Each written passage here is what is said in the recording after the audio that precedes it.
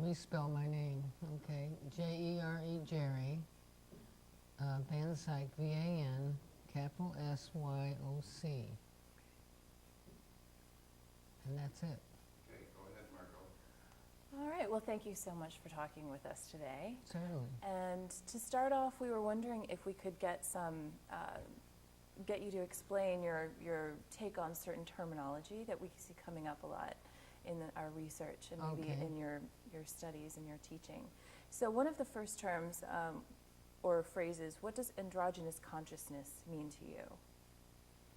Well, androgyny just means a mind with both points of view, male and female. And the consciousness always, when it's attached to something, it means that point of view. So, you think that's something that we discovered here, or promoted here, or taught here, or?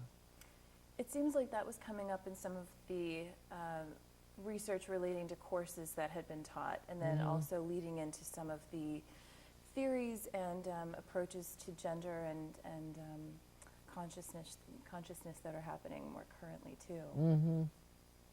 Well, it makes total sense. I mean, I've never been tied to thinking I had to be more feminine or a feminist or anything like that. And I saw that men were having more fun most of the time than I was, and the way they did that was they were using things, tools and sporting equipment, and so and no one was telling me I couldn't do it, so I did do it. And just incorporated that into my lifestyle, I guess. And I guess in the long run that could be described as androgynous. And do you think that applied to a lot of the people who were involved at, for instance, TJC or in the Grand Rapids, Western Michigan area in the 70s? Well, I'm not totally familiar with the whole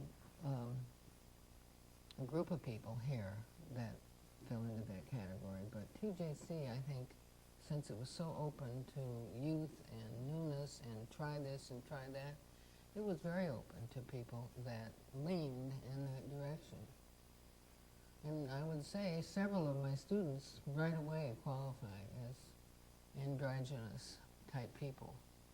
But it was never a big issue. We never got down and said, well, you're more male or more female, or and we were never arm wrestling over this at all. It just got inhaled into everything else we were doing. Was androgynous a term that was used very commonly then? No. More recently? Yeah, more recently, by far. And what about feminism kind of broadly? What does that mean to you?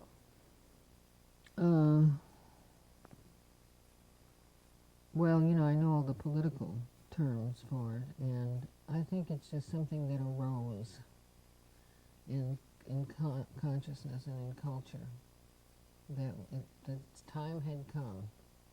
We've had enough wars and enough stupid things done to make some man more higher and give him more power, and it doesn't work out too well very often. And even when women become obsessed with power and being the boss, it doesn't work out well. So it seems to work. I mean, our political behavior and stuff seems to work better if both sexes, or both points of view, are involved, and we have an agreement to work with each other. Does that answer your question? Yes, and, Yeah. and maybe more specifically then, after kind of the general feminist term, do you think anything specifically different about radical feminism? Give me an example of what you mean by radical.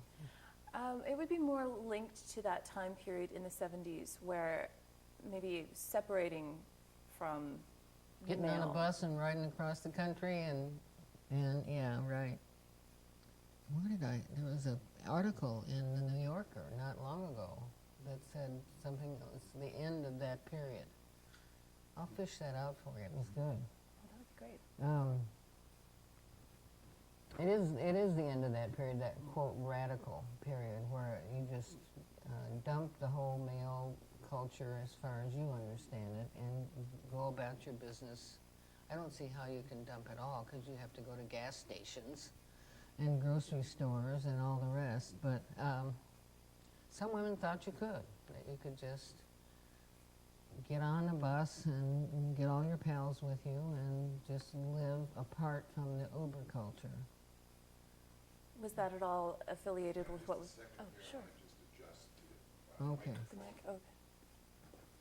I just want to kind of That's fine. hide it. It just there. All right, fine. Will we hear the scarf rubbing against it? Oh, good. Okay, say again now. In terms of this separate idea of radical feminism, was that all linked to what was being brought into TJC with these new courses and new individuals?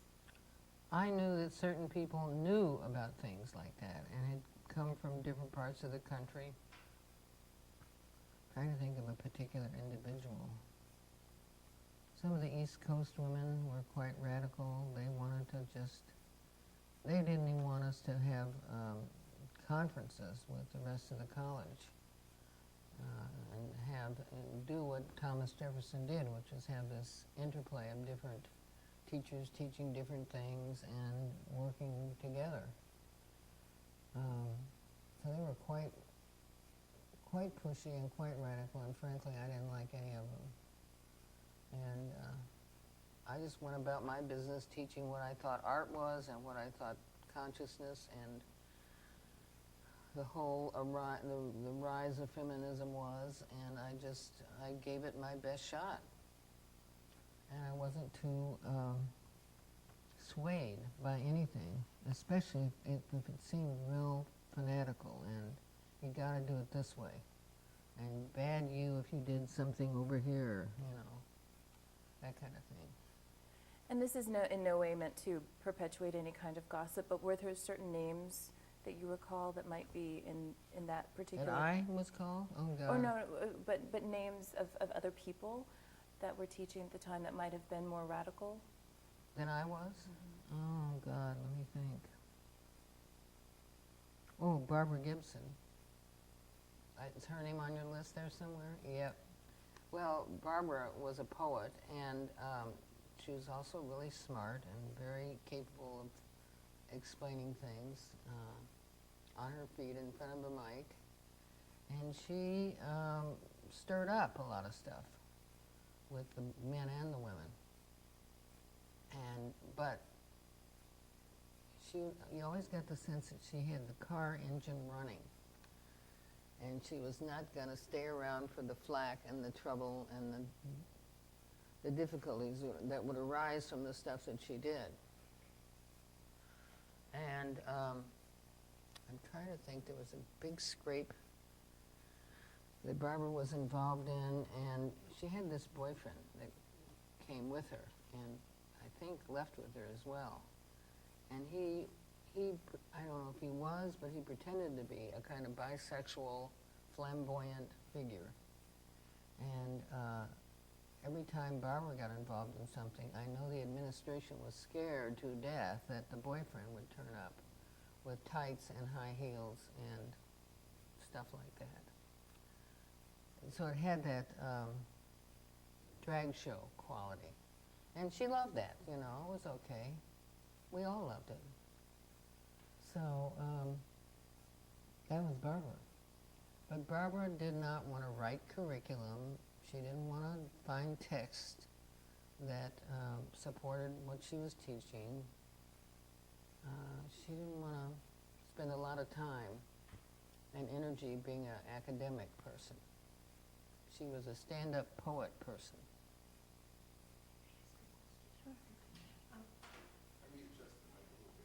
Still? Is it lost in this No, thing? it works fine. It's just this black thing sticking out of here. Oh, If I okay. move it down just a little Can we bit, take is off the the black windscreen? we won't see it. Oh, We could okay. take off the windscreen too. That's a good idea. Somebody teaches me here. Yeah. I've had students. Let's try it there. All right. Take it out of the shot. Okay. Can I ask something?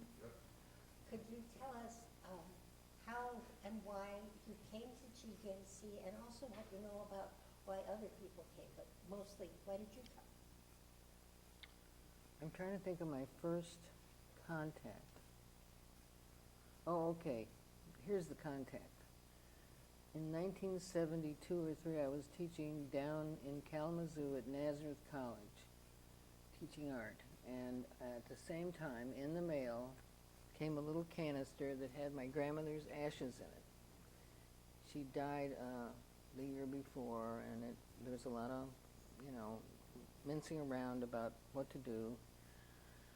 And finally we had her cremated, and my address was the only one anybody had, so I got the ashes in the mail. And I was right in the middle of building this big altarpiece. It was on wheels, and it had flowers in it, and and a big boombox, so it played music. And I thought, well, I'm just going to put Granny into this and say that she's running it. So that's what I did. I put those ashes, they were in a little canister, about like a coffee can. And I had a leg that looked about like one of these table legs, and I put the two together and put the piece in the middle of this altarpiece, which was open in the front. And wires going up, and, the impression of she's connected to all this stuff. And that altarpiece was like, I don't know, like the damn, what's a big art piece that took off really fast? Something in the art historical record. It was very popular. It was very of the moment. And Western Michigan called me up and had me bring the altarpiece down there and set it all up, because they were having a woman's program. It was in the era of Gloria Steinem, come on and talk to our group, And she did. And so they had a big rally down at Western Michigan. So I brought the altarpiece down there, and it was all, we did the thing, the rally was great, Gloria was great. So we're all over, and I'm getting ready to take it all apart and put it back in my little van. And I looked down the hallway, and there came Barbara Gibson, Elaine Delcher, who's one of the original students to all this, and still is very much attached to these issues. I can introduce you to her. And let's see, Gwen DeYoung, who now lives in Australia. I think that's about it, the three of them. And they saw me, and I saw them, and they came down the hall to see the altarpiece. And once they got a whiff of it and understood that Granny was actually there, her ashes were there, they thought this was made for Thomas Jefferson College. So Barbara got the thing going. She went right back and talked to the dean and said, you're looking for an art person, this is your art person. And he called me up, and we dickered a little bit, but we came to an agreement, and I packed up everything from Kalamazoo and moved it to Grand Rapids. So that was my connection here, was Barbara Gibson and Elaine Delcher, who promoted me through the student body, with the student body. So, does that answer your question? I promise this is the Yeah. only time I'll interrupt. No, That's all by right. all means. Okay, but then why did you leave? Why did you leave GJC? Well, as you know, that whole decade was more and more, and who's doing what to who and why, and it snowballed. And books are being written and films are being made, and it just got very hot. And it appeared like I was stirring that and making it hotter with the student body and in general, maybe with the faculty as well. So I got pressured by the dean to be a good girl and not do anything too radical. And who else? Well, that was, and he was getting it from the descending steps from the president, from other men in that ran the place. What were some of the things you were doing that they were saying were too radical? I'm trying to remember, because they weren't that radical. I've forgotten them. Let's see. Well, I was given these great parties at my house, which I was able to buy since the state of Michigan was paying me. I bought this house in Heritage Hill and fixed it all up, and after they made me tear down the Windmill, because it was I don't know what they called it. It was going to cause trouble and fall over and hurt somebody and all that stuff they make up. So I got some great films of the windmill going down, a big truck pushing over some of the uprights, and I was playing Marvin Gaye, song about, oh, this is terrible, my memory's going to hell. One of Marvin